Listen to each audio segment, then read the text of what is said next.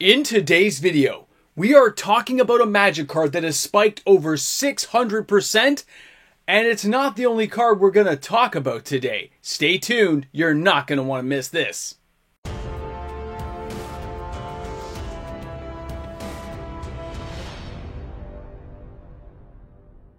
I hope you guys are ready, because everyone else is getting prepped up for the upcoming Final Fantasy, and that means there's some speculation going on and a little bit of craziness. Guys, welcome back. MTG Moxman here, and thank you again for hanging out with me today for another video. Now, of course, with these videos, we waste no time. We dive right into the action. Card spike videos are important. Let's take a look at the card that we're talking about today. Yeah, this is Helm of the Gaslord. I remember using this when Shadowmoor dropped, guys. This thing is epic, and I thought it was like a 20-cent card. I'm going to go looking, and I'm sure most of you guys are. Do I have extra copies of this hanging around? Why is this thing at $10 a copy? Why is a foil of this card $112? It's because of Final Fantasy. Now, before we dive into that part, let's take a look at what's going on. The Helm of the Gaslord is a 4 casting cost. It can be a black or a blue and 3 other. You get either or. They were really big on that in Shadowmoor. It was an epic set. I can't wait till we go back there. Now, this enchantment aura is an enchant creature that says, as long as enchanted creature is blue, it gets +1/+1 and has whenever this creature deals combat damage to an opponent, draw a card. Very cool, very awesome, but 4 casting costs is pretty steep, right? But then it has the second part. As long as enchanted creature is black, it gains +1/+1, and whenever this creature deals combat damage to a player, that player discards a card. Okay, so now we get some cool effects, we get some great stuff going on, but why is it worth anything? Like, it's outdated and outmoded by its casting cost, yet it has a cool effect if you can make it stick on the board. So what in Final Fantasy could trigger this event and make things go crazy? It's like somebody just realized that, yeah, we're not talking Necasaur here, but this is Knights Blessed. Now, don't forget, it's a blue, a black, a white, and one other for a 2/4 Cat Warlock. Yeah, I chose the little cute anime version image today. It's got Vigilance, and it says, at the beginning of each end step, if a player lost 4 or more life this turn, you draw a card. That's very cool. Very nice. Okay. And the Gaslord Helm will do that for you because it'll make it like a 4/6. Okay. I get all that.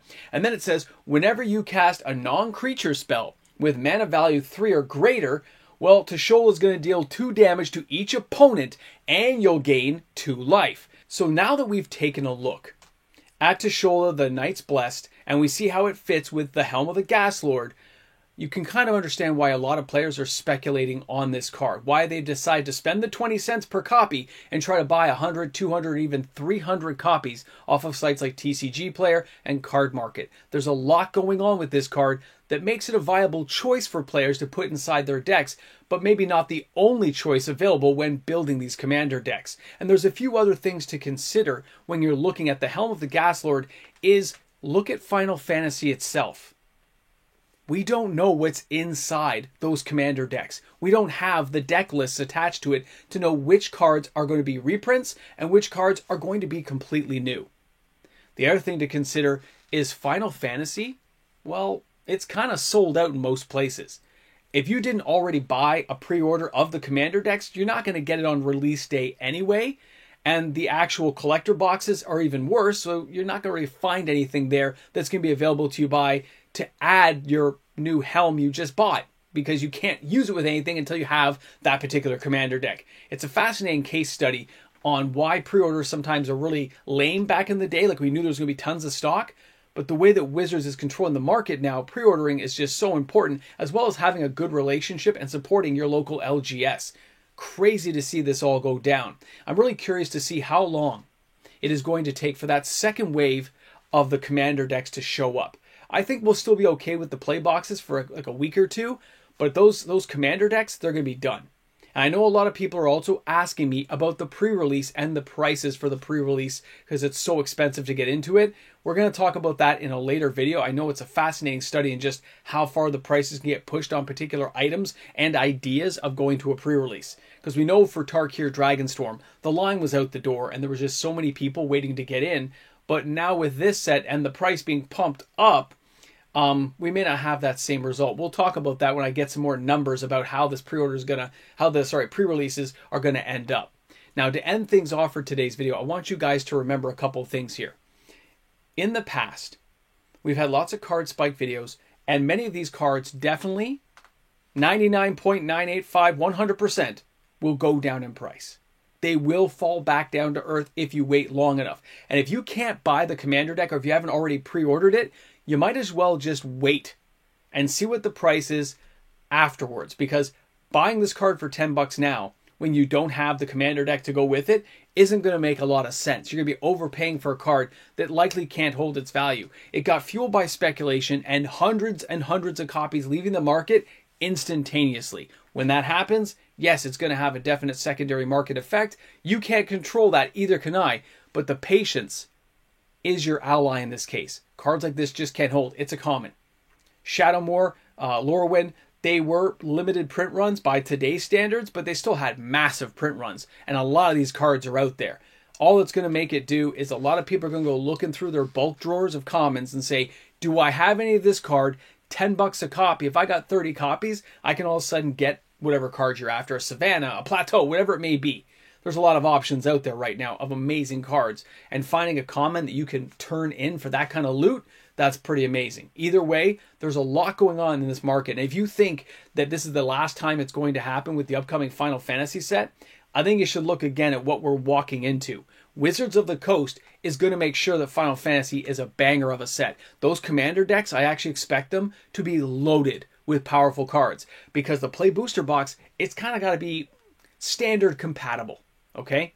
But when we look at what's going to go on with those Commander decks and the collector boxes, there has to be a reason to justify those price tags, not just the IP and the cute artwork. They can't have something like this crash. They're going to take the safe route. They're going to treat this like Warhammer 40K. They're going to go in there and say, you know what, this is a Lord of the Rings type idea. We can't mess this up. I'm sure they've done a great job, and I know how excited so many players are to just start seeing the deck list, the cards. The spoiler season has got to start sooner rather than later for not just me, but all of you guys out there as well. Either way, this isn't the last time we're going to see a card spike like this because of the upcoming Final Fantasy set. Thanks again for hanging out with me today for the video. Now, here at the end of the video, if you made it this far, I also want to mention I'm going to put out another video tomorrow of 5 other cards you probably should pay attention to with the upcoming Final Fantasy set. I hope you guys catch that video, and I look forward to sharing those comments in the comment section with you. Thanks again, guys. Thanks for stopping by. I'll see you all tomorrow. Whew, that's a big card spike.